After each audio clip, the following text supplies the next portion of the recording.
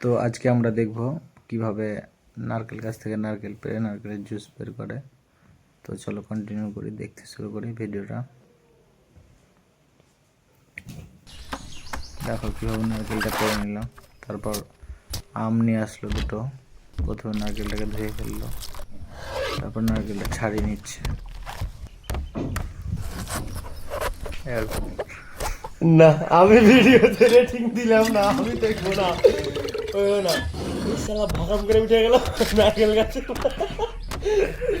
এইভাবে দিতে হবে রিয়াকশন, এইভাবে দিলে তো হবে না।